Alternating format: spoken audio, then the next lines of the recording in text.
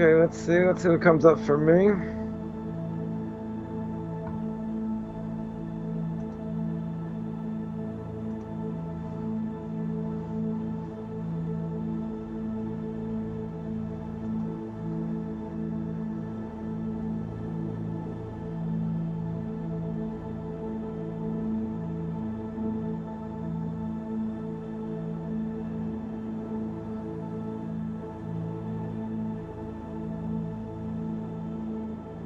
He's still going on. According to my link, Rabbi Levin's still going on.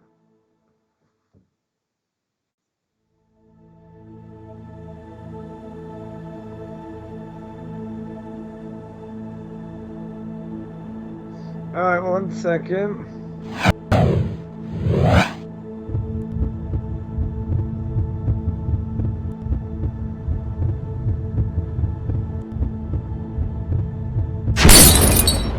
Oh, there we go. There we go.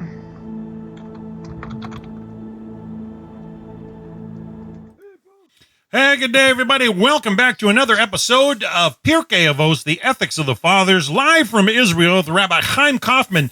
Now, today's a special day because this is our first live broadcast to our new International Noahide Network Roku station. So this is being streamed live onto the television. For those watching on Roku, I want to welcome you.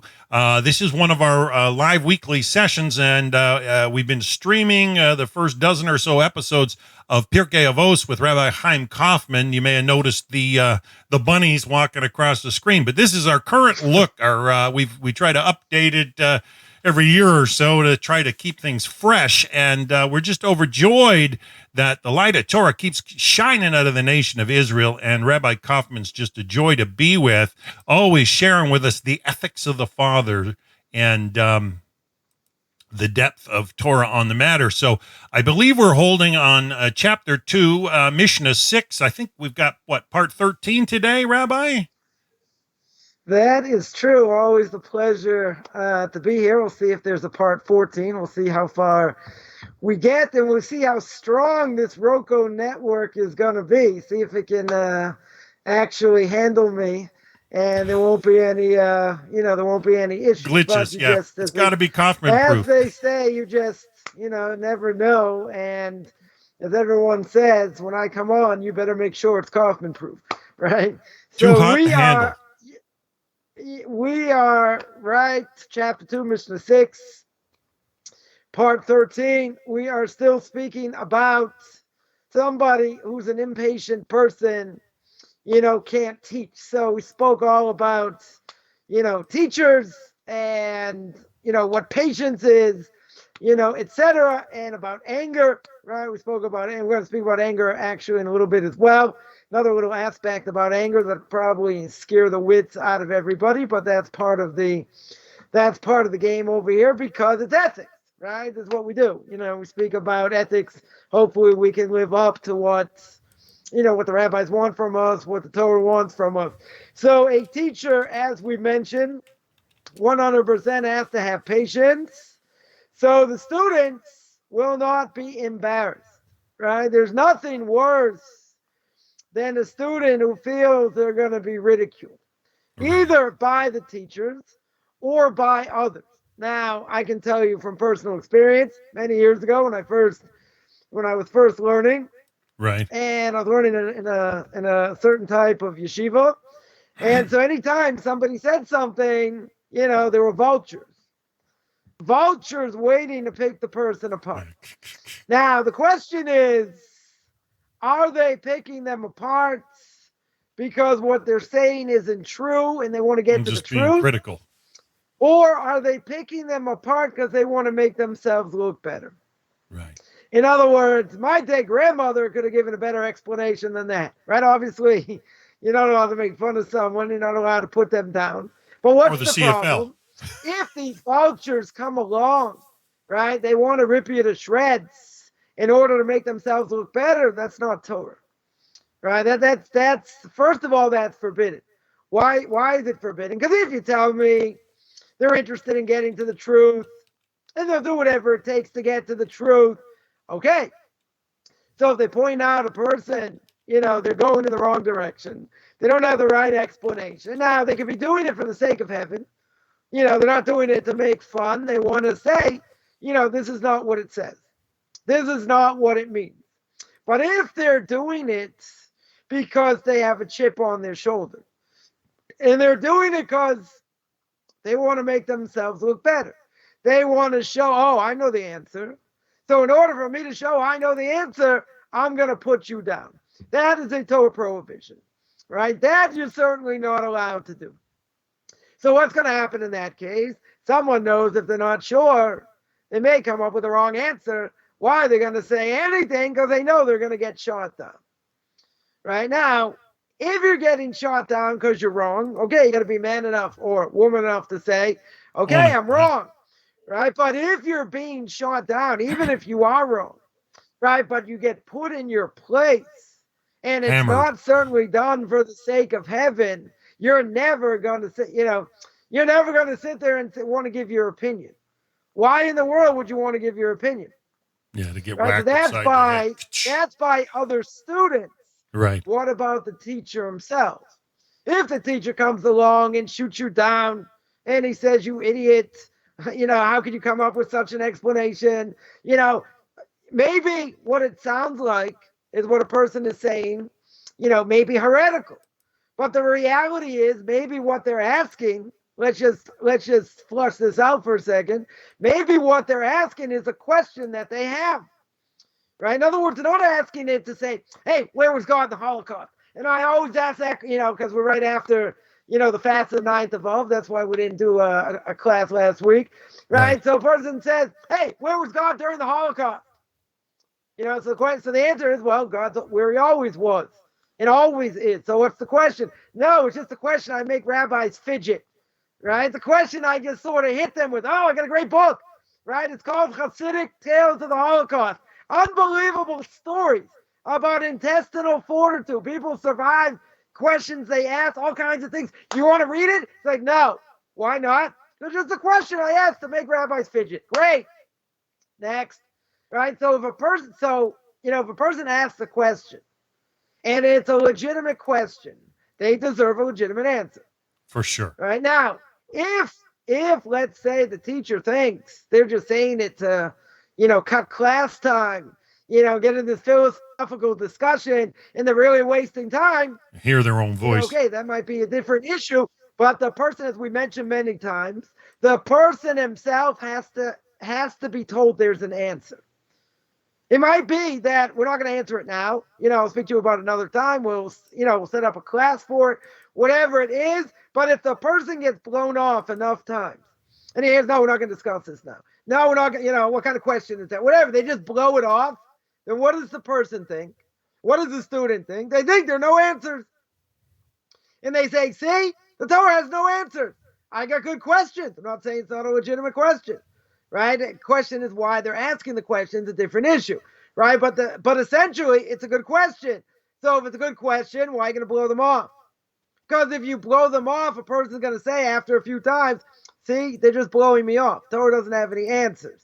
But we're understanding today that, or let's say better, teachers are understanding today that they cannot do that. No, because it doesn't if work. they do that, Backfires. The kids are going to say, I don't have a right to ask a question. I don't have a right to ask a deep question. Right? And there are a lot of deep questions out there. Why do the righteous suffer? Right? What about reincarnation? What about, all kinds of things, that people ask that are legitimate questions. Now, does that mean you're going to, every time someone asks a question like that, you're going to take away from class time to answer? That's a different issue. Because you have to cover a certain amount of ground.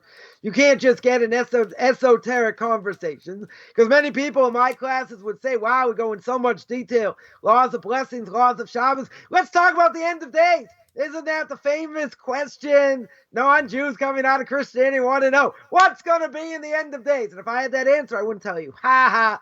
No, the end, right? Whoever knows ain't talking, right? But it's a good topic. It's an interesting topic. That's why I always say I'll take questions at the end that have nothing to do with my class, because if I take a question in the middle, they'll take me too long to answer. I'll never finish. right? Sure. And people will complain, it'll take me 5,000 years to finish conversion, right? That wouldn't make any sense, but doesn't mean it's not a good question. People coming out of Christianity or paganism, what are they taught? Not to ask questions. We love questions. Obviously, the question should be clean. The question should be sincere, Yes. etc. Not just to waste Polite. someone's time, and not just to get another opinion. With one of my pet peeves, and someone's going to say, hey, what's the answer to this question? You give an answer and say, hey, but other rabbis disagree. So why are you asking me? You asked me specifically for my opinion. So I'm going to give you my opinion. Don't tell me 20 people disagree. Okay. So what if 20 people disagree? Right? But you're not rabbi shopping. That's forbidden. We've spoken about that also. Yes. My Rebbe once told me something. And I said, by the way, is there anyone else who holds such a thing except for you? And he's like, what? I said it's not good enough for you? He's like, not good enough for you. Right? So obviously, I'm kind of a little bit of a hard nut to crack, as most people probably realize. Right? But the point is that a teacher themselves have a tremendous obligation not to embarrass a student. Right? We told the story before of a teacher that embarrassed somebody, and the only way the person would accept, he went against Judaism, became a secular Jew, because that was one of the things that led him, to go off, is because he got embarrassed in public. So he told his Rebbe, he said, listen, I'll accept your apology on one condition. You have to gather the entire class together and go back to the school where you taught in that same classroom and apologize to me in public. Now, this Rebbe lived in Israel.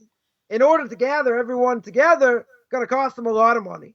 But this student said, I will not forgive you unless you do this. Right? So he went to one of the Torah giants of the last generation, Rev Eliashiv of blessed memory, and he asked him what he should do. He said, so Rev Eliashiv screamed at him, and he said, I don't understand the question. You embarrass someone in public. When you embarrass someone in public, you lose your portion of the world to come.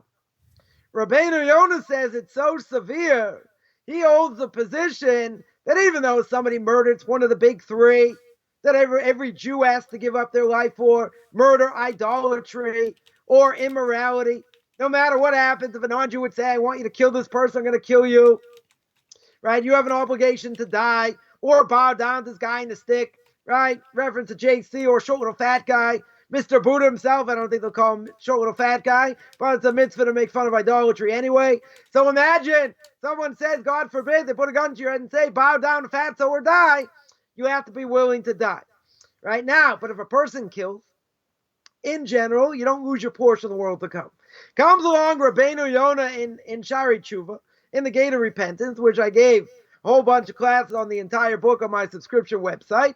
Anyone interested, they can contact me about that. And the Rabbeinu Yonah says an unbelievable novelty. Rabbeinu Yonah says if you embarrass someone in public, you lose your portion of the world to come. Now, that sounds almost implausible. Why? Because when I embarrass someone, what do you do? Or not me. When someone embarrasses someone, what happens? The person turns white, then they turn red. Right? What does the redness represent? Right? Blood. So it's like you're spilling someone's blood. Comes along Rabbeinu Yonah, and he says, I understand if a person kills, they don't lose their portion of the world to come. But what does Rabbeinu Yonah say? We mentioned this before, but it's still very good to mention.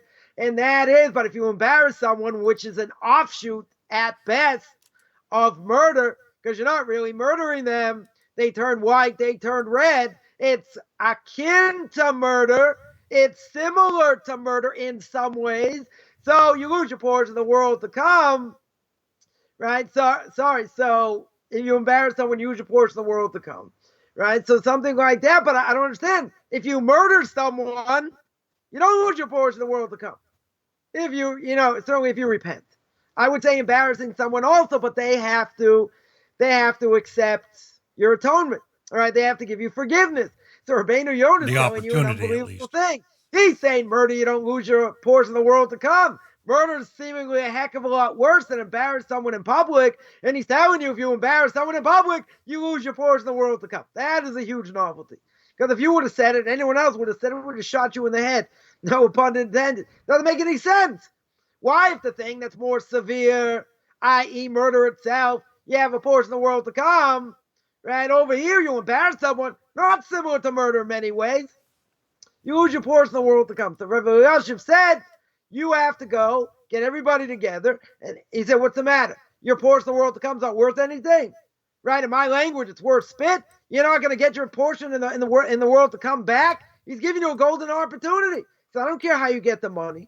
I don't care if it's 2 years of your salary. You want your portion of the world to come. That's how you have to get it. That's what you have to do. He didn't even understand the question. Right? So what did the person do? Exactly what he did. Right? He got everybody together, flew them in, went back to the original school, got his whole class together.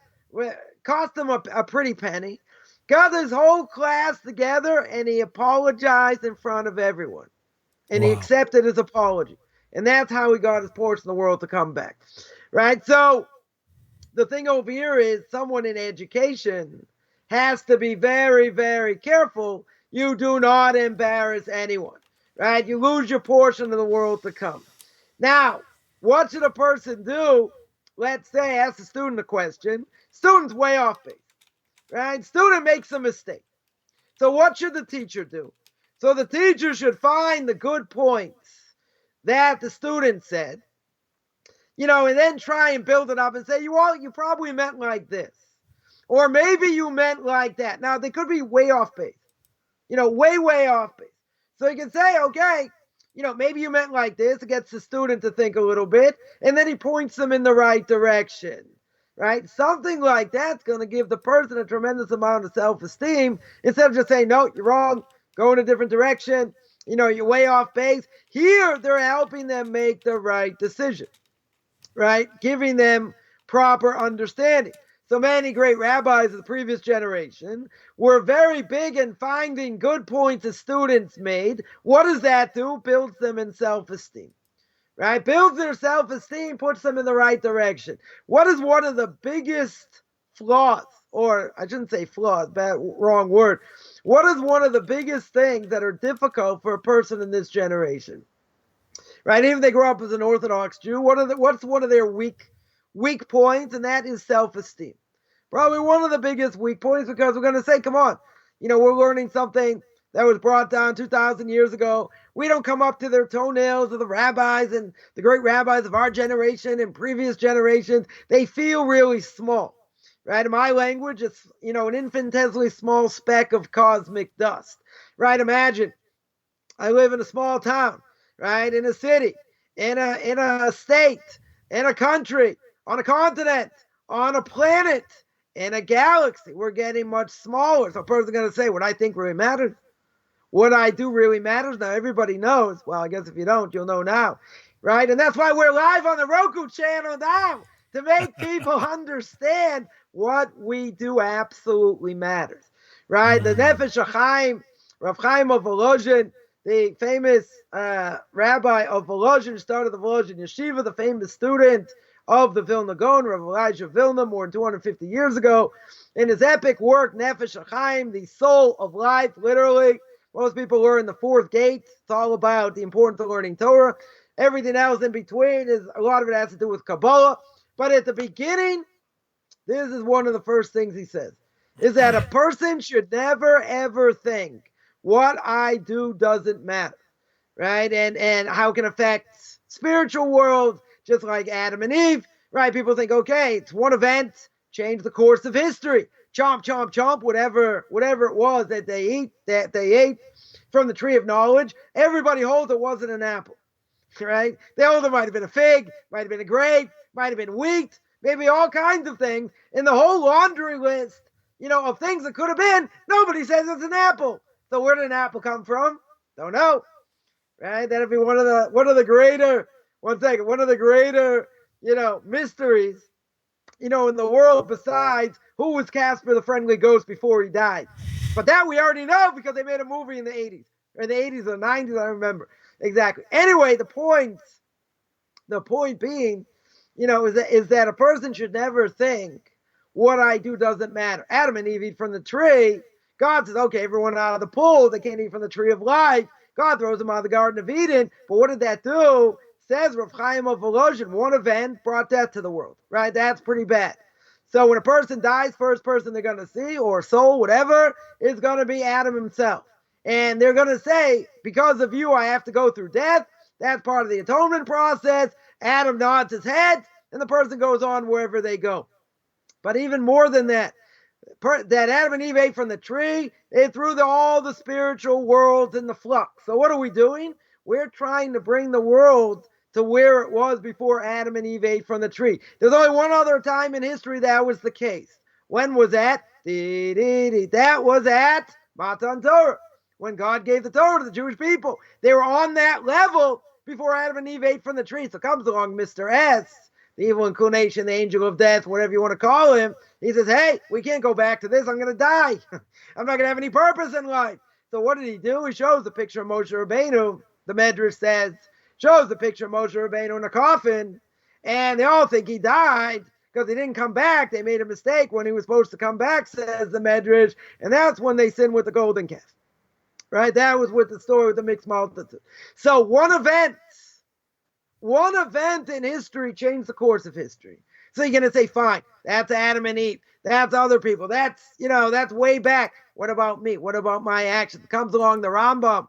And the Rambam says in the 13 principles of faith, God is absolute. He's got the right to reward and punish. So what does that mean? That means that if I don't do the right thing, I'm in trouble. There's always repentance. Person can always repent, right? But, the Rambam compared to Aristotle, which we don't really care about Aristotle, but Aristotle's God, according to him, can't do anything. In other words, he's like acted upon, right? By the Torah, God is not acted upon by anything.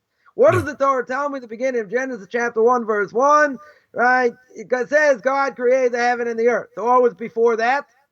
So you might think, oh, there was nothing before that. Not true, right? God was before that.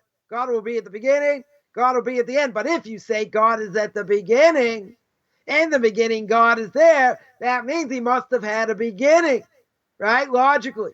He must have had a beginning. This is the beginning of duties of the heart, which nobody learns because it's all Kabbalah anyway, which I don't shy away from that. I'm still towards the end of that book, but we spoke about it at length. And it was a proof there to show that God cannot have any needs, right? In other words, if you say that's the reason, says in Duties of the Heart, that's the reason you say that God is not the first. Because if you say God is the first, that means there was something before him.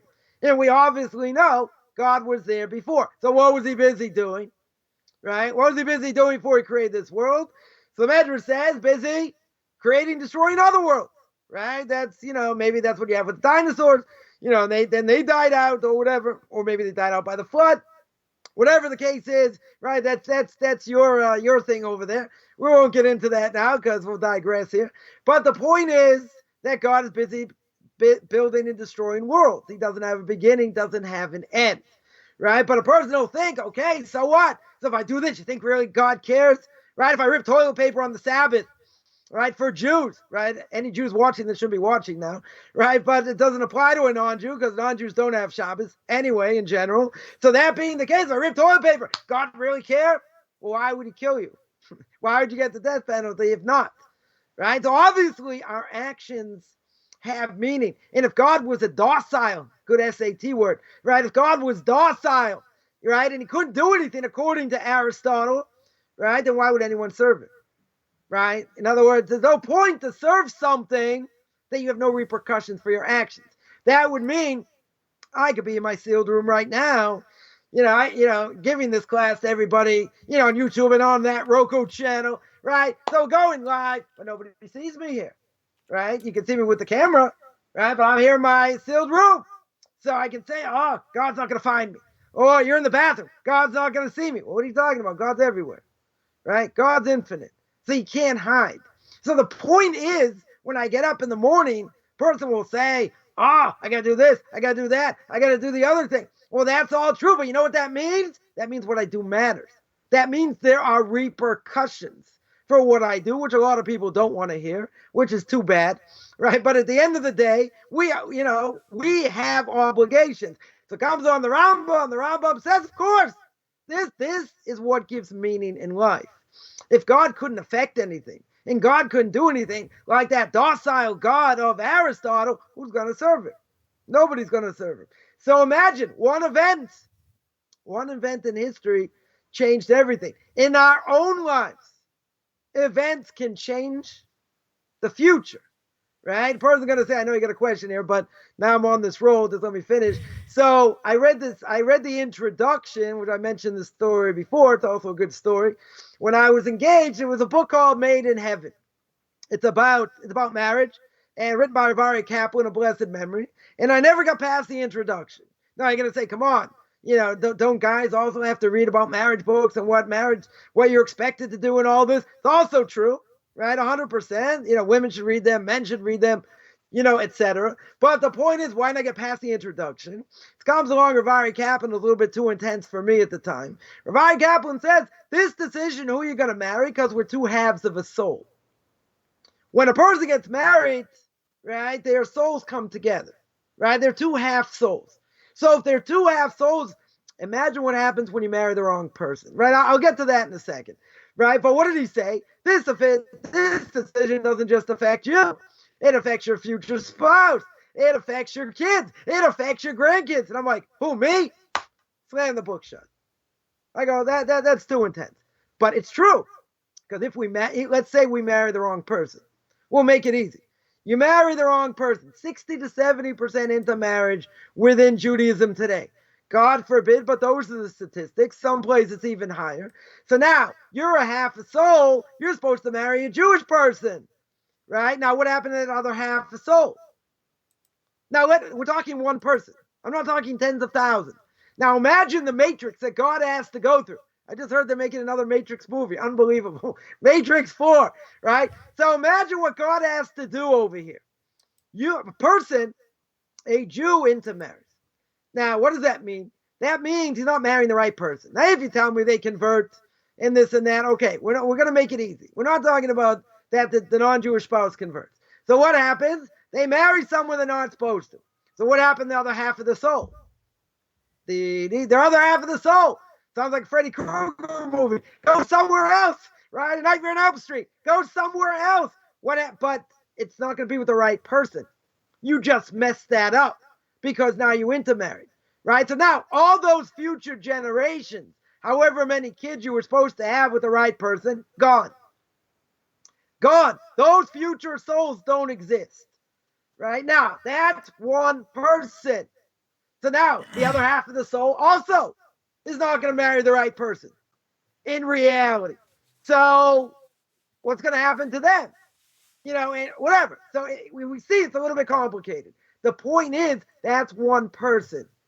Imagine 60% of the Jewish people today are intermarried. That makes the Matrix look like child's play.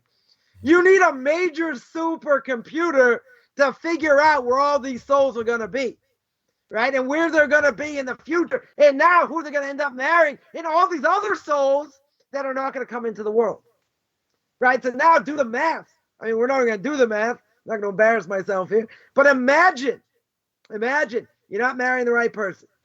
If you don't marry the right person, you're not going to have the kids you were supposed to have. So those kids are not born. So now what does God do? What does God do with these kids that aren't going to be born? What's going to happen to their souls? They'll go somewhere else. Right, but God has to keep track. This is why you need a major supercomputer. That's why the Matrix is going to be obsolete over here. Because the statistics are up the gazoo. Right? The things change by the second. Okay, this kid's not going to happen. Right? It's not going to come into the world. This soul's not going to come into the world. So now what do I do with it? Going to go here, going to go there. But then this other soul's not going to come in. So let's say someone's going to have 2 kids, 3 kids. Imagine the havoc that it does in the spiritual world. And the souls and getting fixed up and all that. That's only by one person. Multiply it 60 times that. That's more than the Matrix. Right? That is more than all the hours on the Roku channel. That blows your mind. People go, oh, intermarriage, not a big deal. Well, if you look at it in spiritual terms, it's a whole different ballgame. Right? Now, the other side of the coin is what happens if a person marries the right person. Right? A Jew marries the person they were supposed to, and they end up getting divorced. Now, what happened if they married the right person? Now, just because the person ends up marrying the right person, that doesn't mean that everything's going to go great, everything's going to go easy, and that God put them together and everything, they could mess it up themselves. You're going to say, but they're two halves of the soul. They're meant to be together. You're right. They're absolutely meant to be together. And if they are, great. But what can happen, right? So I'll give you a parable. And the parable is take a plant and leave it in the sun and never water it. What happens when you don't water a plant? I'll tell you, I wouldn't say it's not biology, it's whatever you call it, whatever plantology it's called, right? Botany, it's botany 101 or 101A. You don't water a plant, it will die, right? Doesn't matter how much sunlight it gets, it'll die, right? That's what's going to happen. That's exactly what's going to happen, right? In a marriage, no difference. You can keep the laws by the letter of the law, beyond the letter of the law, all these things. If you don't work on it, it will die, right? So God's going to say, it's not my fault, right? It's certainly not my fault. You did this, but I put the right people together. The right people actually got together. Does that mean we can blow it? 100%, right? That's what it means. It's not God's fault, right? He put the seeds together. It's okay, but you have to work at it, right? Just because you're together doesn't mean, it's going to go. People make that mistake, but if I married the right person, how could this happen? So we have an evil inclination. We do things wrong. We say things. We get caught up. I mean, there are a million reasons. There are a million reasons why a person can grow apart. They could be all legit. Doesn't really matter. Yeah. The point is, it can happen. And the fact is that if it does happen, it's a tragedy, right? It's a tragedy when anyone gets divorced. I don't think there's any question, right? We're talking about two Jews here, not by an intermarriage. An intermarriage, it's a great thing they get divorced, right? But in general, two Jews getting married, okay, right? But they have to work at it. If they don't work at it, right, it's like the plant, it will die. Yeah, question. Okay, I got a couple. I got one from me, and then there's one from somebody on the YouTube chat room. And I just wanted to say that to those watching on Roku, if you want to get involved and interact live, you can find us on the Noahide World Center social media stations on Facebook and on YouTube. So go to YouTube, the Noahide World Center, look it up, and you'll see this stream is being there. And there's loads of people from all over that join us regularly. But my question first, Rabbi, was just like you said, we should never discount our input, right? Like you were saying, more or less.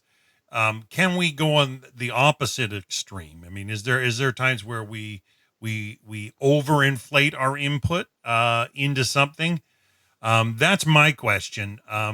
Meaning what? Well, I mean, I get what you're saying. You're really bringing alive the necessity to value your efforts and make them effective. I get that. But on the other side of the spectrum, I mean, if we overvalue our input, if I don't do it, it won't get done, sometimes becomes disastrous behavior where one person, the old adage, 90% of the work's done by 10% of the people. There are those that think if they don't do it, it doesn't get done. And a lot of times they're discounting a lot of people in the way, and they don't realize they can leave a wake of disaster. I'm just saying, can we cross the line? Or in marriage? You're talking to marriage also, or just in general? Just in general. But the question that's coming from Esther Herrett, who is another Canadian, she's on the east coast of Canada. She's asking a question. What if a Jew marries a non-Jew and the non-Jew converts after they were married? Does this make it one soul, was her question. So seemingly it should, right? Even though really maybe, if they're a non-Jew, it's not the right person to marry, right? But if they are, if they do convert, they have a Jewish soul, time. Right? And that Jewish soul originally was at Mount Sinai, because there's no non-Jew wants to convert that their soul wasn't at Mount Sinai, because it makes no logical sense at all. Right, the fact that I grew up with, a lot of things within Judaism, okay, sitting in the sukkah, shaking, lulav and all that, fine. You take a non-Jew living in the prairies, he comes to a synagogue on sukkahs, for goodness sakes, here's my, here's my lulav here, and you can walk in the synagogue and you see people with their palm fronds going, oh no, like they're shaking. They got the lemon on steroids. They're like, what is going on over here, right? So what can happen? What can happen is that a soul, a Jewish soul that was at Mount Sinai, through intermarriage and assimilation, that soul essentially can be a non-Jewish soul. How can that happen? All you need is intermarriage. And, let's say that Jewish soul was a guy, and he marries a non-Jewish woman. So what happens? All those non-Jewish children, right? All those children are not Jewish, right? So let's say even though that soul was originally Jewish, so it can get messed up through intermarriage, through assimilation. So if that is true, does that mean it can't reconnect and become a Jewish soul? Can certainly happen. Now, Kabbalistically, which we're not going to get into, right? But Kabbalistically, it's a whole complicated thing. It's a whole complicated thing because you can't just say, well, a soul just becomes Jewish, becomes non-Jewish, or it's a male soul becomes a female soul, right? There's a lot more going on. We're not going into detail here, but there's a lot more complicated, right? But essentially, if that person converts, right, and once they convert, that Jewish soul goes in. So who's to say it's not, that's not the other half of the soul? It's just that soul got messed up in the process, right? That's how we can get messed up through intermarriage and assimilation, and can come back, become Jewish, and they can be two halves, right? They can be one half, another half, and that's how it would work out, right? That's how I would answer. Hope that answers the question. Your other question, which I thought you were really asking about marriage, but it can be applied in general, which is that, you could have a lot of lazy people in the world, and you could have only 10% that are people that really do things, right? I was just reading, an article over Shabbos about Jewish political liaisons, right? Meaning they are, you can ask what I was reading, it's a good question. We won't go there, but it was about Orthodox liaisons to, let's say, non-Jewish, governors, politicians, etc. And, and this whole thing about, how they get the Jewish vote and what, how they have to educate them, what it means to be a Jew, and all that. So you got these people, you got a few of these, people, people know who they are, because I'm sure they're not, there are hundreds of people here, right? But they're a liaison, right? Essentially a liaison. So what are they doing? They're making a match between their candidate, whoever they represent, the Jewish community, right? And everyone knows that, in certain communities, whoever the Rebbe says to vote for, that's who you vote for, right? So, you could have 20,000 votes in one shot, 10,000 votes in one shot. That's like money in the bank, right? So to speak. So obviously, these Orthodox liaisons have to give over the information, right, to their political people, whatever. So why am I even mentioning that? So I'm mentioning that because how many liaisons are there, right? In America, in general, how many Orthodox liaisons are there? I'm not gonna say there are 5. There are probably more, right? They're probably, maybe there are 20, maybe there are 50, whatever it is. And but they're the ones thousands. putting the candidates together in order to get the Jewish vote. So someone will say, okay, so they're doing the dirty work for a lot of other people, right? They're getting their, I'm not gonna say they're getting their hands dirty, but they probably are, right, in different ways. But they're working hard to get the Jewish people to vote for X, Y, and Z, right? So there, I could see, you have leaders, right? You have people that are out there, in leadership, which is good. But the leaders, how many people can be leaders? Right? In general, you only have a handful of leaders. Everyone else, I'm not going to say is follow the leader. But, can they overvalue their efforts? Is really more my question, because you talked about undervaluing, never undervaluing. In other words, if they're putting all this effort in and they say, well, I mean, if this is what you mean, tell me, and that is, look at what I'm doing. I'm doing 80%, 90% of the work. I want all the accolades, right?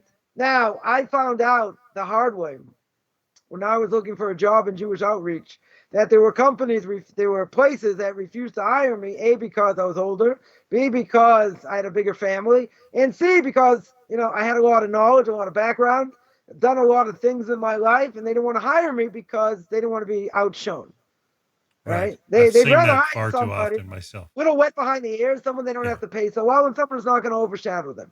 So my question to a few people was, I'm looking to help wherever I can, and also to make a living, right? I'm not looking to outshine anyone. I'm not looking at, whatever. I'm looking to help as much as I can. And what was the answer? The answer was we're not interested. Why aren't they interested? Because, of the number of things that, that we mentioned. So I would think two heads are better than one, right? Three heads are better than one. Why? You can accomplish a lot more. You have your own biases, right? You think, oh, it should go like this. It should go like that, right? That's why you need a soundboard. That's why you need to give over to someone else in order for that person to say, well, maybe it's a good idea. Maybe it's not a good idea. What are the pros? What are the cons? But what happens over here? You bring up a very good point, and that is that what happens is people get a fat head. Ego gets involved. Because the person says, I'm the one who did this, right? Simple complex. Me, myself, and I, right? I did this. I built this. That's why some people, when they start an organization, they don't have any partners, right? And I would say in certain ways it makes more sense. Why? Because if you ever disagree, or you ever, you could put your two heads together, right? It doesn't mean you're going to have a good partnership. Right? Why? Because egos get in the way. Someone says it's my way or the highway. Why don't you ever listen to me? I should get equal salary. Like, this is what can happen. Now, there are places, I know of some places where you had two heads there for 50 years, more than 50 years, right? It doesn't always work out that way. So, many things can get in the way. And a person has a different vision, a different idea, and you're not going in that way. So they have a choice. How important is their vision? If their vision is much more important, that's what drives them. They're going to step down eventually because they want to see their dream. They want to see their dream met, right? But I would think, in theory, and I only say it's in theory because I don't think it happens all that often, and that is that people have to be on the exact same page, right? And if you're doing different aspects, of the same thing, and you're helping to grow an organization, why is it about me and about me and about me?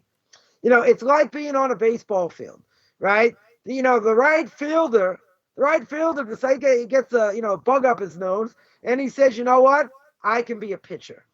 I can throw it 97, 98 miles an hour, curveball, slider, but he's got a gun arm. Right? He's got an unbelievable arm. He belongs in the outfield. That's what he belongs. But he says, I want to be the pitcher. I want to be the first baseman. I want to be the catcher. But what happens? So you got 11 guys on the field.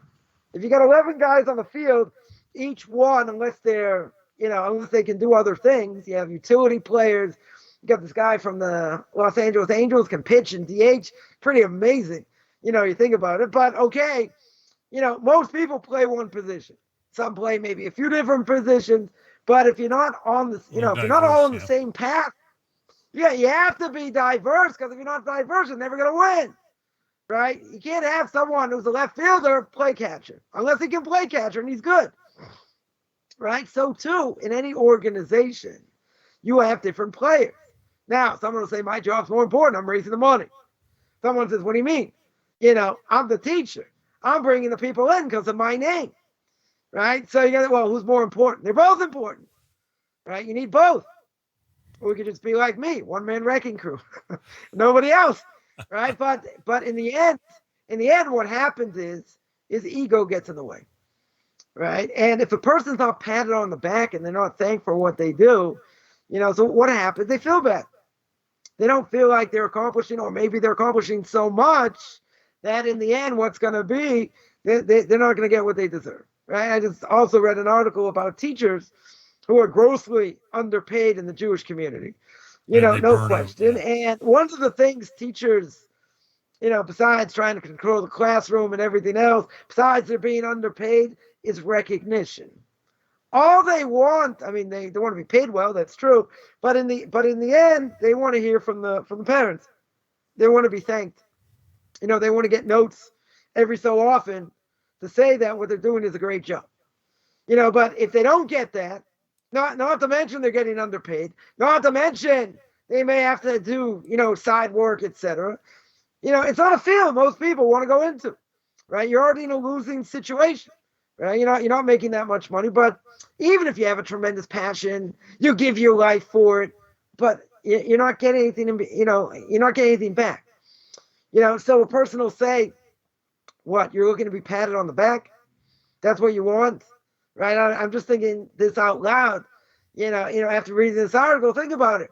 We mentioned before in Pirkei Avos, why does, what's the highest level of serving God? So you never know how all this comes together. Torah's always intertwined. What's the best way to serve God? What do we say in the first chapter? The best way is to serve God without getting reward. That's the highest level.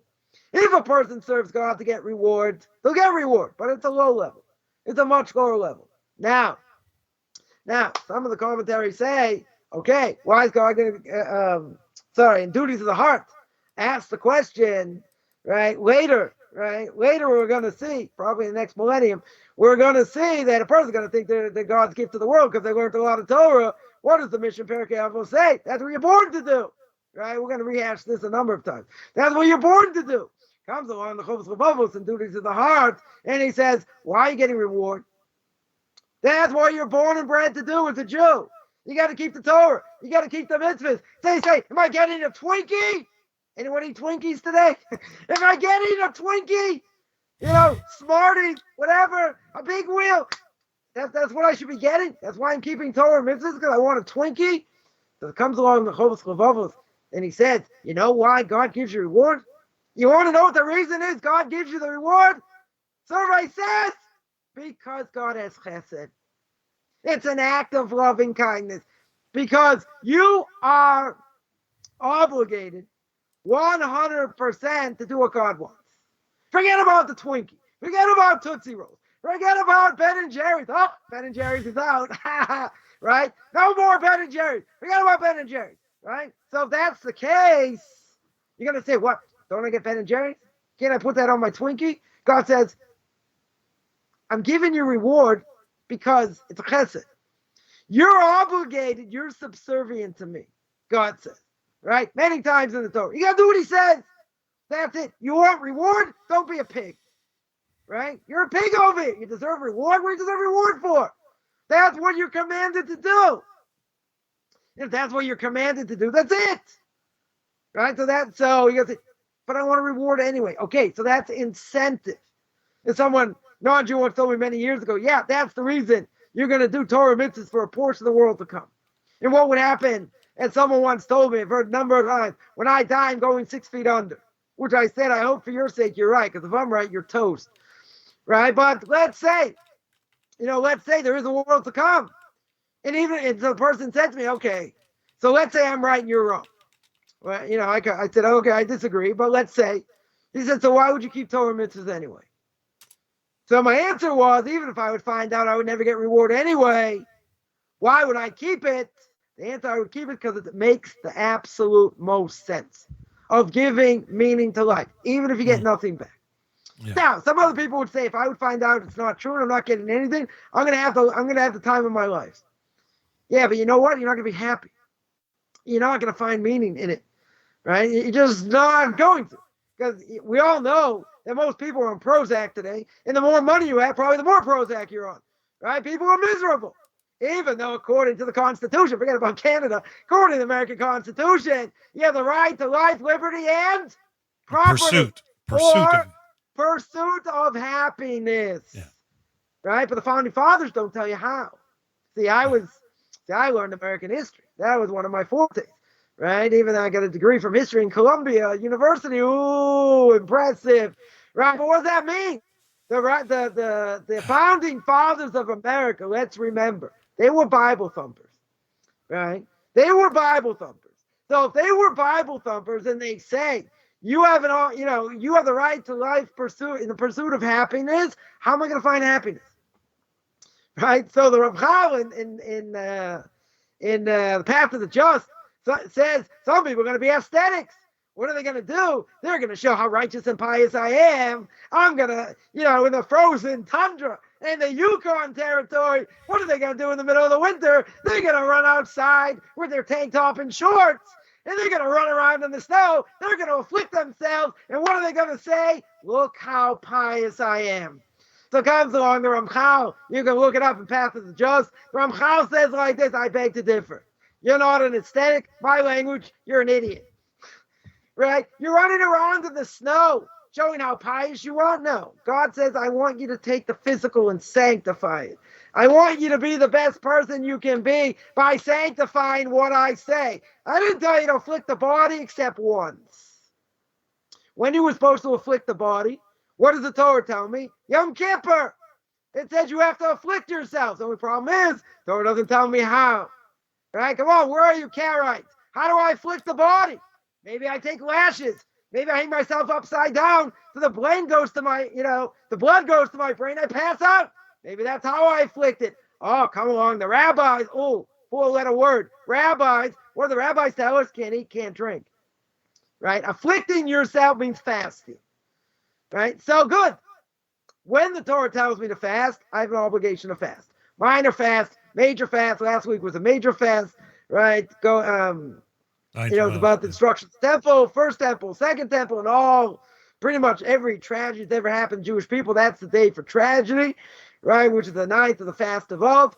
The other, that's sundown to sundown. So that's a 25-hour fast, just like Yom Kippur. All the other fasts are sun up to sundown. They're minor fasts, but those are obligations, right? Unless a woman is nursing, a person, there are different ways. Different ways that a person may not have to fast. That's not really the point here. But the idea is we afflict ourselves when God says to. We don't, I'm going to be in an ashram, God forbid, and we're not going to talk for months. We're not going to eat that much. And afflicting the body is not what God wants. What God wants is, He wants you to keep what He says to the highest level. So if you're a Christian, everything's bad. Everything's evil. Anyone's ever been to a Purim party, everybody knows Purim's a crazy time. People drink more, they eat. It's a whole celebration, right? But very deep, if we think about it, the day of Yom Kippur, Yom Kippurim, a day like Purim. Yom Kippur's the opposite. Yom Kippur's the day I feel like a piece of dirt. I beat my chest 100 times saying I said this, I said that, I made fun of the CFL, like all these things. Right, that you have to repent. I don't think I have to repent for that. But anyway, things that you have to repent for. Right? You feel like an absolute piece of dirt. You're fasting for 25 hours. Purim is the opposite. Purim is the absolute opposite, but you can gain spiritually so much from Purim just like by Yom Kippur. So what's one possible answer? One possible answer is the fact that a person has the ability to sanctify the physical. In other words, if a person drinks, what do we say? Nichnas yayin yoitza soid. When the wine goes in, the secrets come out, right? Meaning that if a person drinks, what's going to come out? They're going to talk about baseball scores of the CFL, or they're going to speak about Torah and about the destruction of the temple, wanting to be close to God, and just spewing out words of Torah. If you're going to say stupid things, you don't deserve to drink, right? And if you're not going to be able to do other things, you can't drink. Right? But if what's going to come out of you is going to be all this spirituality and all this wanting to be close to God and all that, that's the point. That has even more power than Yom Kippur. Why does it have more power than Yom Kippur? Yom Kippur's easy. I feel like a piece of dirt. Just read the liturgy. Right? You're banging your chest. I sin doing this. I sin doing that. I sin doing the other thing. Right? All these things 5 times. You do it on Yom Kippur. You're fasting. You're not eating. You're not drinking, right? Your head's about to pop, right? You feel awful, but this is what you have to do, right? That's how you gain atonement for certain things that you've done. Very good. Yeah, Purim, come on.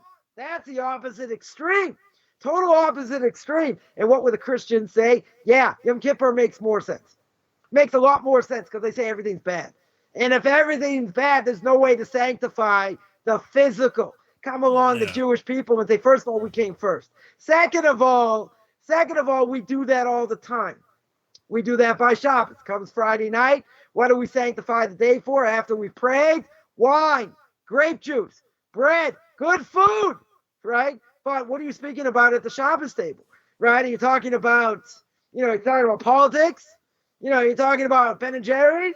I mean, even if you have a good point there, right? Are you talking about other things, or are you talking Torah? Right? So, okay, it could be a little bit lighter, a little bit heavier. You're singing songs, that's sanctifying the physical. But essentially, you're going to think, come on, you're filling up your stomach. True. You're eating good food. True. Right? But what's the point? God's giving you an opportunity to tune into his world.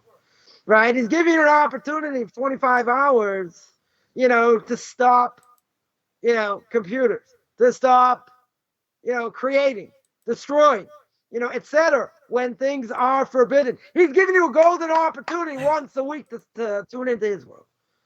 Right? Because really, Shabbos is 1/60th of the world to come. Right? It's similar to what's going to be in the world to come. You're basking in God's glory. You have to know how. Right? You have to know when to turn off your profane mind and stop thinking about the everyday and all these things. Not easy. Not easy. All of a sudden, you light the Shabbos candles. Okay, that's it. Holy, holy, holy. Wait a minute. 2 minutes before, I was busy doing this, doing that, thinking about the other thing. That's it. It's not easy to turn off your brain. Certainly not easy, right? But if you're tuning into God's world, he gives you the ability to sanctify the physical. By the Christians and others, it's all about aestheticism. Right? It's all about, now I'm not gonna speak for 24 hours. I'm not gonna do this. I'm gonna afflict the body. I'm gonna afflict other things. That's not what he wants. That's not how you get to greatness. Wiggly That's worm not how you get to spirituality. Yeah. Spirituality comes by sanctifying the physical, which is not an easy thing. Certainly not an easy thing by any stretch. Question. I just, I've been bombarded in social media lately with a couple of messianics, just trying to pound hard, like they don't seem to get a personal choice, or there's no one here to save. I've been pounding back at them about the concept of the bread of shame. Can you tie that all in? Does that have any relevance? What, the bread of shame? Well, I'm trying to be clear and in line with what you're sharing. That they don't have that in their concept. They don't realize that some way, shape, or form they're not going to feel like they belong. I mean, without effort, without any. I don't know. Why do they have any effort? All they have to do is believe in JC. They don't have to do anything. Well, of course, in their yeah, but I told them, quit pushing it, right? Quit pushing. All they're trying to do is sell the bread of shame, and I'm not buying, right? Robert, I'm sorry. What was the question? What's the question? Could you elaborate on what that is? What, the bread of shame? Yes. What do they want? The fact that they're going to say, their idea is be like us or you're going to fry. Right. 100%. They're going to say, well, if you're going to live in this world, right, as long as, we believe in him or, anything else, I don't have to do anything. But we are responsible. In their world, there's no responsibility. Exactly. Right? In my language, anybody else's language, that would be called pass the buck. We're not into pass the buck. We're into you have to take responsibility for your actions. And that's something nobody wants to hear. But the Christians will bring you 25, 30 proofs that make no sense to say that someone came to this world and he did it for you. But you don't have to do anything. Now, the question would be, why would I do anything? Anything at all in a spiritual way if someone came and took care of that for me? Why would I do that? Why would I do anything? They'll say, no, he came. You're eating his blood, you're eating his flesh, you're this, whatever it is, right? It's a whole convoluted mess, right? But the Torah is very clear. As the Rambam says in the 13 principles, there's responsibility. Exactly. The Torah makes clear you say the Shema twice a day, right? A person has an obligation to say it twice a day, once in the morning, once at night, and even before you go to sleep. The second paragraph is all about what? Second paragraph is about if I do the right thing, you'll have water, you'll have food, everything's great. You do the wrong thing, famine, war. What is the Torah telling me? There's a right way to do things. There's a wrong way to do things. But more importantly, as we mentioned before, there are repercussions. There are 100% repercussions for your actions. Now, in that other world, I say a couple, Hail Marys, I'm good. I confess I'm good. What does that do? What does that do? And let's say, we'll make it graphic. Let's say someone embarrassed someone in public. Right? They embarrassed someone in public, destroyed them. Just absolutely destroyed them. Come to the priest, he says, okay, he confesses, or she confesses, says a couple Hail Marys, he's good. What about the person he destroyed? Forget about what he did between him and God. Him and God's a different issue. Let them fight it out. It's between man and man, right? This is what Tisha B'Av's about. It's about our obligation to our fellow man, right? The temple is destroyed because of unlawful hatred. Also for idolatry, immorality, other things. But the second temple is destroyed because of unlawful hatred. What do you mean unlawful hatred? So, King Solomon says in Ecclesiastes, there's a time to love and a time to hate. But you're not allowed to hate your fellow Jew in his heart. That's what the Torah tells me. Technically, I can hate your guts. I can hate any non-Jew's guts. Probably not a good thing to do. But technically speaking, maybe it's not forbidden. Because the Torah tells me I'm obligated to love all Jews. Right? I'm not allowed to hate them, but obviously I can hate what they do. Right? And maybe, if they're so evil, I can certainly hate them. Right? We're not going to get into that now. The point is, I hate what they do. Right? But does that mean they're not liable? Of course they're going to be liable. Right? They're going to be liable. Now, what they do between God and man and God, that's a different issue. But if someone damaged someone else, right? They damaged someone else. Now, in a court of regular law, secular court, within secular court, the person sues you for damages, you're liable. You're 100% liable. Smashed their car, you stole something, whatever it is. You are 100% liable if you're liable. Now, comes along the Christians and says, what do you mean? Why should there be a law of the land? Maybe we'll knock out the law of the land. You say a few Hail Marys. Who cares? You're done. You don't have to do anything. I don't understand. You just damaged the person. Right? You smashed his car, stole his money, whatever it is. You damaged them. So how can you not be liable? So, this is the way of saying, I don't have to take responsibility. Right. Now we see, I'm not going to go into their mindset and what they do, with the beginning of creation. Because the beginning of creation, Adam and Eve, eat from the tree. I do understand they'll say there was Mr. S, he caused evil, this is why it happened. Okay, it's probably a bad example, right? But at the end of the day, Adam and Eve eat from the tree, right? We don't care if the snake comes or whatever. It doesn't matter. They eat from the tree. They eat from the tree, they change history, right? So now, if you want to tell me evil happens, and evil happens because of Mr. S, okay, so now there are repercussions. See, there are repercussions for the world because comes on the snake, tries to entice Eve. He entices Eve, Eve eats, she gives to Adam to eat. They get thrown out of the garden, right? The snake also gets punished, right? But I would say like this, she got enticed. Let's say she was on her own. She did it with free will. That is true, but if it wouldn't be for the snake, she wouldn't have eaten from it. If she wouldn't eat from it, so I would ask a very simple question. Right now, let's turn it philosophically into a pretzel. Why is she punished? Why is Adam punished? It's the snake's fault. It's Mr. S's fault. Punish him. No, you know why they have to be punished? Even according to Christians, because they did something wrong. They absolutely did something wrong they shouldn't have done. Doesn't matter who they were enticed by.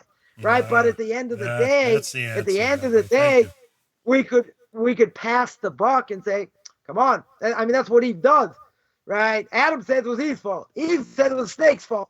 And then God nails the snake, but he punishes everybody. He says, all right, everyone out of the pool. Punishes the snake, punishes Eve, Out of the pool. punishes Okay. Adam. Thanks. Right? He throws them all out. He throws them all out. Right. Right? Now, in their world's view, why should Adam and Eve be thrown out? In other words, it's the snake's fault. Really, it's the snake's fault. But at the end of the day, they're going to have to agree. Even if the snake did it, there are repercussions. There's some level of repercussions, right? And the repercussions, according to what the Torah says, repercussions are they brought death to the world. Adam and Eve brought death to the world. Who instigated it? The snake. The snake instigated. He's a fallen angel, according to them, right? Mr. S is a fallen angel, so it's all his fault. So I would say, if I were Adam and Eve, I would answer very simple. What do you want from us? He made us do it. He convinced us. Why should we get punished? So they would have to agree, even if Mr. S does, that there are still repercussions. But even without that, according to their worldview, why in the world would they be responsible for anything they do? They murder, they're a mafioso. What happens? They say a few Hail Marys, they're good. What about the person they murdered? How do they get absolute, how are they absolved of what they've done? They're only absolved because you believe in JC, and that's good enough.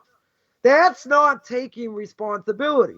That is a major difference between Judaism, certainly in Christianity. We're not even going to bring Islam into the picture here, right? But that's the difference. There are repercussions. There are absolute repercussions. So a person can't say, I'm not liable. I didn't do anything, etc. So believing in him is a cop-out, right? It's a major, major cop-out over here, because that means what I do is irrelevant. That's what it means. Right. I leave my brains out the window over here, and I don't have to think. I can do whatever I want. I could steal. I could cheat. I could commit adultery. There will be other repercussions. But according to them, what are the repercussions?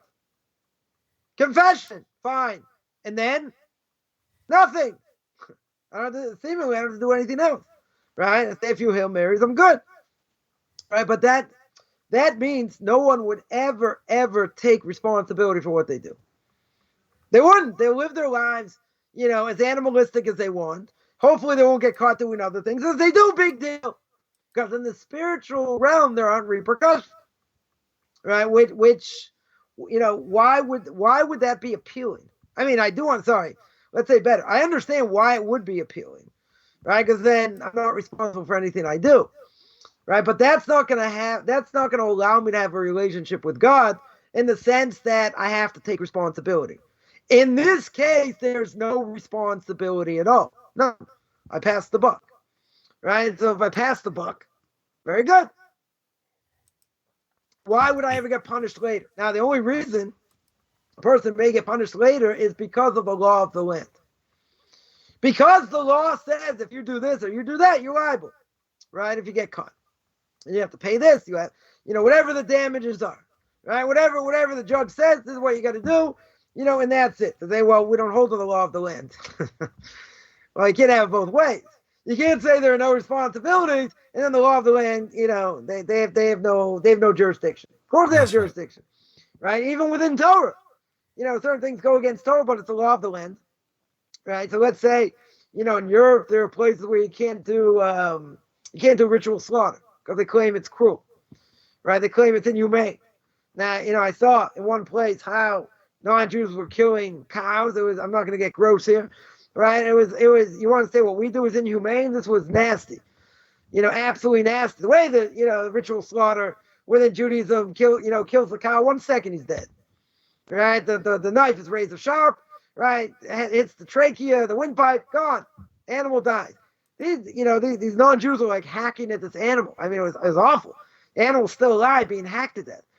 Right? So there are countries that say, you can't do it, it's inhumane. So in Switzerland, of all places, being neutral like Switzerland. So many years ago, it was on the books that if there was supposed to be ritual slaughter, one of the things they had to do before they ritual slaughter, they would allow it as long as you stun the animal first. Now, if you stun the animal, obviously that's humane when you fry them, right? Obviously you don't kill them, but you just, you weaken them by giving them a little bit of juice. And then you slaughter them, that you can do. Comes along Rabbi Yechiel Weinberg, of blessed memory, wrote many, many pages on this topic. And in the end, he said you can't do it. Right? First of all, you're hurting the animal. Right? You're giving pain to the animal. Right? That's forbidden. But second of all, we don't know exactly what electricity does over here. Even though they give them juice and the animal doesn't die, but they did show that some of the internal organs got fried by the amount of juice that they gave, even a minimal amount. There are certain organs that totally got fried, which made them into being what we call a treifa. There are 18 signs of an animal. The rabbis tell us that an animal will not live within 1 year. So that means you're not allowed to eat it, right? You have to check the lungs, you have to check the stomach, whatever, like these different things. They have to check. Make sure no perforations, other things, hole in the brain, whatever it is. So comes along Rabbi Yechiel Weinberg, and Rabbi Yechiel Weinberg said, hey, you give a certain amount of juice to an animal, we don't know what it does. Because even the minimal amount, even if the animal does not die, it could cause the animal to be not kosher, and you can't slaughter it. You won't be able to slaughter it. So he said it's forbidden to do, right? You're not allowed to do it. So what happens? So now the law of the land says, we'll allow you to do it this way. Jewish law says we can't allow it. So what happens? Can't do it, right? You can't do it. Now, in the former Soviet Union, just on this topic, people were willing to sacrifice their lives to circumcise their kids. Because the law of the land was not allowed to do it, but what do you do if you have a boy, you have to circumcise him. You have an obligation on the 8th day to circumcise him, even at the risk of death. He still has to be circumcised, right? So it doesn't matter what the law of the land says, right? On the other hand, there are certain things, okay, right? If it doesn't go against Judaism, fine. If it does, then you got to find a way around it somehow, right? And certainly in Europe, there are all kinds of terrible decrees. The Jews, lived, in feudal times. They had their own piece of land that was run by the feudal lord, whoever it was, what they call, I guess in Yiddish, call him a paritz. A paritz is the one who owned like all these lands, whatever, and he could charge whatever he wanted, right? He could charge them, a certain amount of the crop, certain amount of money, etc. And what happens, it makes the rent so high they can't afford it. So they do whatever they can to pay. And what could happen? They could have to flee. Right? But they're living in a place that is totally, it's immoral and they can't live there. So you might, you can't live according to the law of the land. Right? There are many places Jews have had to leave for different reasons. But you can't compromise Torah mitzvahs. Right? That you can't do. And when the Jews came to America and they threw their tefillin overboard, or some of them that stayed even religious, right? What happened? They had a problem because if they couldn't work on the Sabbath, they'd have a job. So many Jews left the fold because they couldn't make it. They had to work on Shabbos, or they felt they had to work on Shabbos. There are other Jews that were very strong. They were very strong, and what happened? They didn't give in. They didn't work on Shabbos, but all their kids heard was, it's so difficult to be a Jew. So the kids said, if it's so difficult to be a Jew, why would I want to be a Jew? Let me give up my Judaism. I'll have a little bit of trimmings, but why would I want to be a Jew? It's too hard. It's way too hard. So what happened? Many Jews went by the wayside. So, in our lives today, it's a million times easier. People see Jews, Orthodox Jews everywhere, right? They're all over, right? Many different cities, many places. So people know who we are. So you can't say, well, I can't do this, can't do that, etc. Person has to have a job where they don't work, they're not going to work on Shabbos. And if a person will get fired because of that, you could sue them, right? It's discrimination, right? There's no question, certainly no question about that. I'm not going to say it's easy 100%, but this is what you have to do. This is part of the It's part of the sacrifice of being a Jew. So even if that is, even if that's the case, you got to do what you need to do. You can't you can't say, well, it's supposed to make me work on the Sabbath. So find another job. I had somebody that wanted to convert. I don't think they ended up converting in the end. But they said, Rabbi, I made an appointment, a meeting that I can't get out of. And I made this meeting on the first day of Sukkot. On the first day of Sukkot. You're not allowed to work on the first 2 days outside of Israel on Sukkot. Intermediate day is a different issue. But you're not allowed to work the first days of the last days. He said, Rabbi, what am I supposed to do? So I said, go buy yourself a Jewish calendar. That's what you got to do. I don't care where you get it. Find a Jewish calendar. Because if you don't have a Jewish calendar, how are you going to know when the holidays are? There's sometime in September, October, normally. This year it's very early. Right? We're going to be in a leap year. So it's very early this year. Yeah, but you have to know. That's part of the criteria. Don't come crying to me because you were stupid enough not to buy a calendar. Right? You got to buy a calendar. So I can't believe I did it. Buy a calendar. That is what you have to do. Any of these holidays, Sukkot, Passover, Rosh Hashanah, Yom Kippur, Shavuos. This is what you have to do. You have to know when they fall out, and you have to take them as sick days. Right? You have to take them as sick days. You can't work on them. Intermediate days of Passover and Sukkot, that's a different issue. Person has to work, they can, etc. But in the end of the day, there are days you can't, right? Days that are forbidden. So therefore, you're not allowed to. So you got to figure out how you're going to do it. And you have to, you tell the boss, weeks before, I have to take these days off, etc. Whatever it is. Right? That's your obligation. That's your obligation. If you don't do that, you're irresponsible. Totally irresponsible. I don't want to hear excuses. I didn't know. How did you not know? There are hundreds, of Jewish calendars that exist in the world. This is something easy to find. Yeah, that you have to put Google. the front of your mind, the back of your mind. That's what you have to do. Right? So in this case, I have to be prepared. Ignorance isn't bliss. But at the same time, what do we have to give over to our families? We have to give over that there's nothing more important than Torah. We have to be willing, even if God forbid, we may have to die for the sake of Torah. Not that we're interested in dying for the sake of Torah, but we certainly will instead of kiss the cross, right? That's our obligation. Yeah. That's our obligation. And if you don't, you transgress the Torah prohibition of not sanctifying God's name. That doesn't apply to a non-Jew. Obviously, it applies to a Jew. So that being the case, that's what I have to do.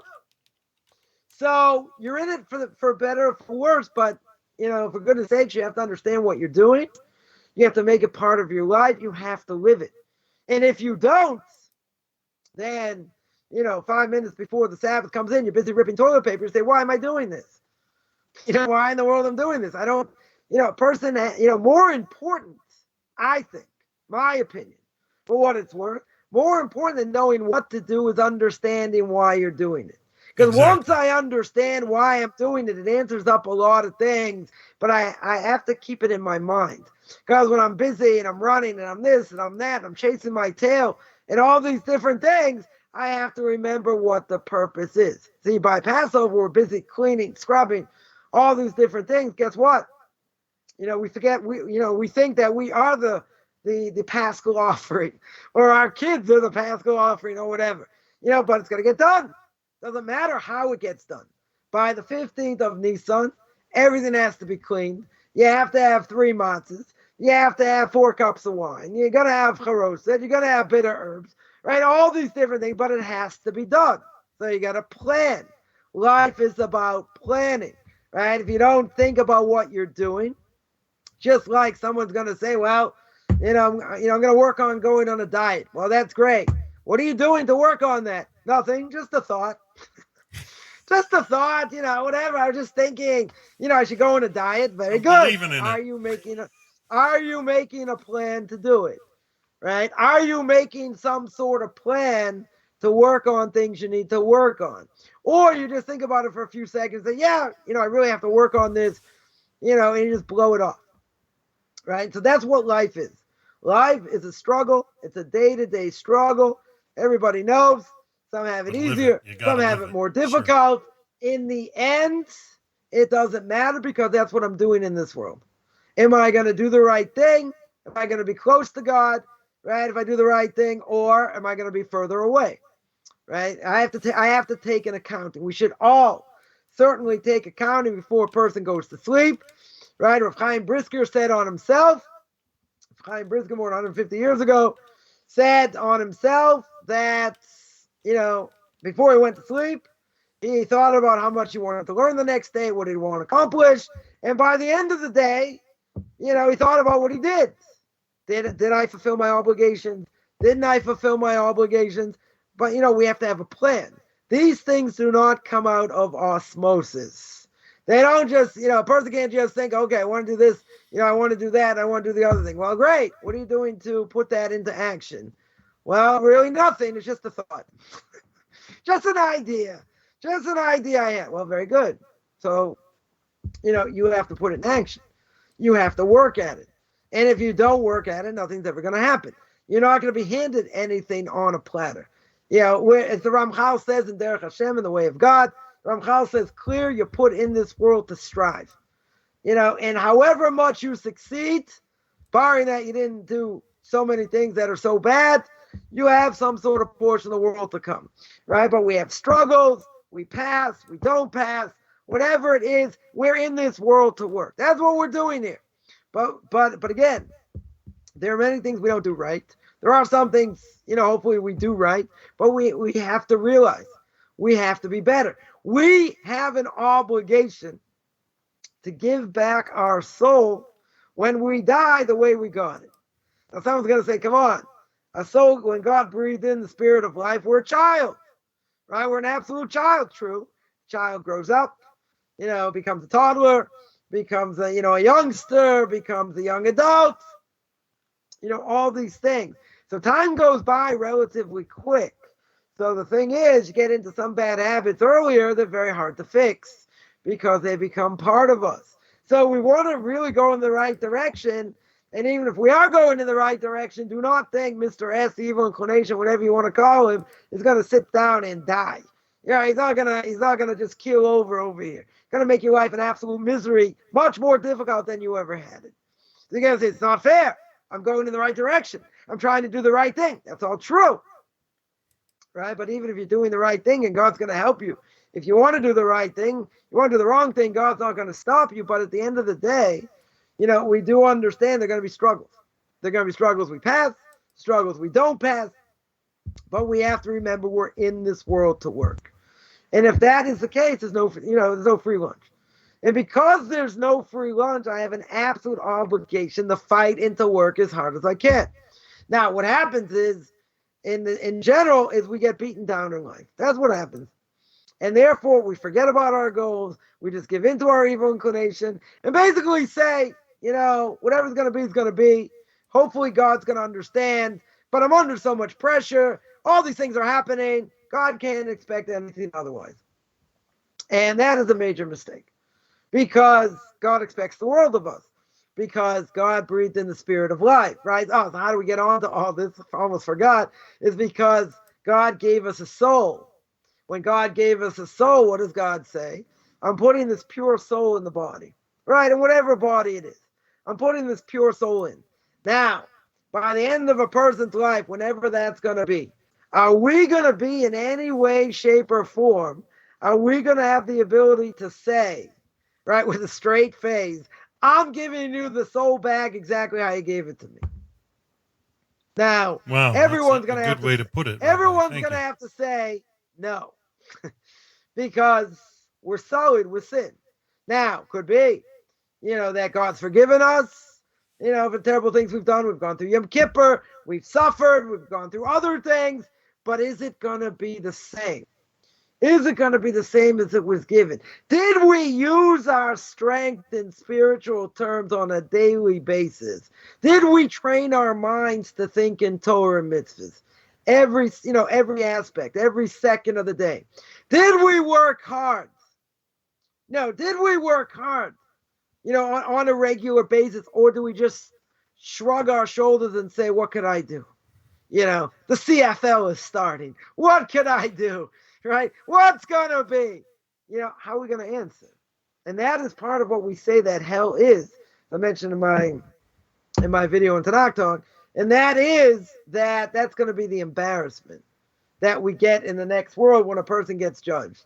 Because the person can't deny the fact we did something. Because everyone has had an out-of-body experience, Jew or non-Jew. They all say the same thing. What's the first thing? They see their life flash before their eyes. That's before they see the light and all that. They see their life flash before their eyes. What does that mean? They see every single action that they've done. Now, a person asked me this. They say, well, how do we know that? The Talmud says there are two angels. Follow us everywhere.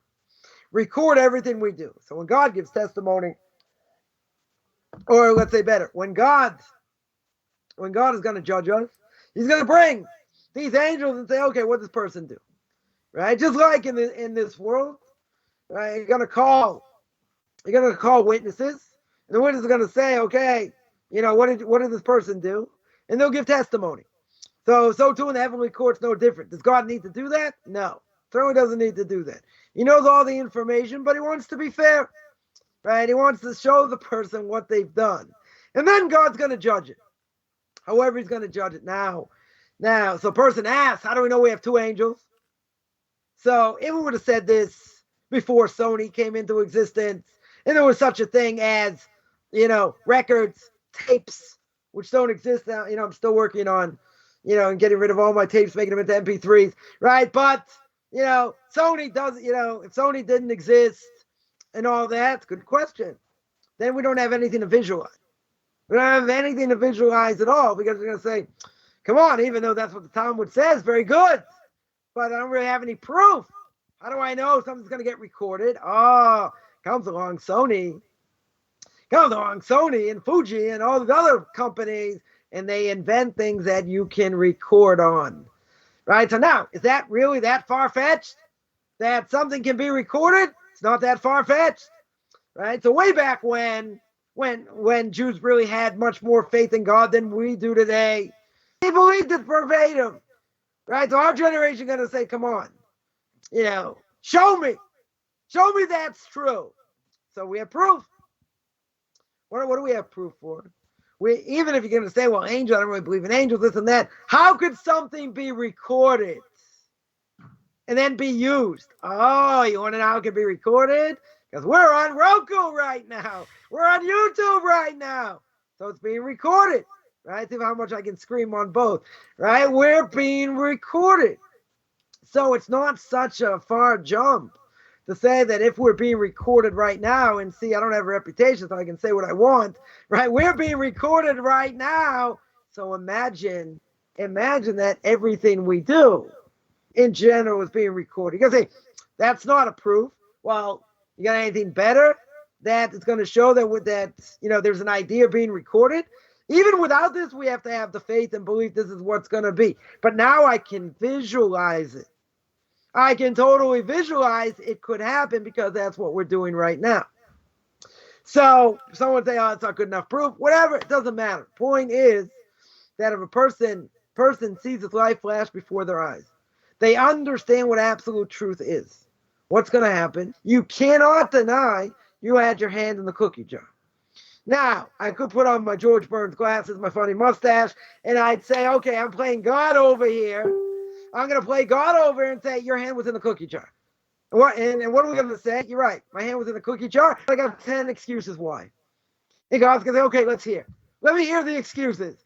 Knocks off the first one. Second one. Maybe you'll hold by one of the excuses. Probably not. Right? Because God knows the thoughts of all men. He knows what we're thinking, what we're doing. And he knocks them all off. But the bottom line is, as we're running out of time here, the bottom line is I can't deny what I've done. And that's, the commentaries say, is part of the embarrassment. It's part of the fixing up process that a person is going to have in order to fix up their soul. It's not just God's going to zap you and you're going to fry, going to fix you up that way. Embarrassment works wonders. So someone will say, so isn't it better? I'm living in this world. Let someone embarrass me. Let someone say things against me. Isn't that going to atone for things I've done? Yes, in a major way. Right? My Rebbe would say, I got so many people spoken badly against me, etc. Going to get all their mitzvahs. Got nothing to worry about in the next world. I mean, he didn't say it like that, right? But he said, look, it's to my benefit. Like here, people say things, sticks and stones, right? But we get offended, we get annoyed, okay. But at the end of the day, things get said. Things can't be denied, that they were said. But shouldn't we be saying what a great thing it is? We should have more suffering in this world, so we go to the next world squeaky clean, right? But nobody wants to live like that. No one wants to be a masochist. But if we were in that next world, I have a whole bunch of stories we're not going to get to now, right? Maybe ask me about them next week. But the idea is that if we were in that world, and and it's really between spiritual life and death, and we realize that if we would have suffered more in this world, it would have taken care of a lot of transgressions. Then we would have asked for more, but nobody wants them, right? That's really the bottom line: is nobody wants them, right? But it would have helped us tremendously. So we'll have to think about that for next week, right? Maybe we'll speak a little bit about that next week. Awesome. Well, Rabbi, I appreciate everything you share. I think today's been a great class. So next week it's going to be part 14 because we didn't even get to, half the things I wanted to get to. So next week again will be chapter 2, Mishnah 6, part 14. There you go. So we're going to have a part 14 with Mishnah. We're in chapter 2, Mishnah 6 for those looking for reference. Rabbi's been going at it fast and furious. I haven't caught up all the uploads onto the Roku station, so I've only got the first dozen or so that they've played several times already on the Roku station since we went live there. But this has been our first live broadcast. I'll be coming up shortly next half an hour with Rabbi Aaron David Poston's 40 or Beyond the 7 class. So please stick around for that. But Rabbi Kaufman, thank you. So Hashem willing, we're back next week, same time, and on all these stations. So we hope you all have a wonderful, wonderful week.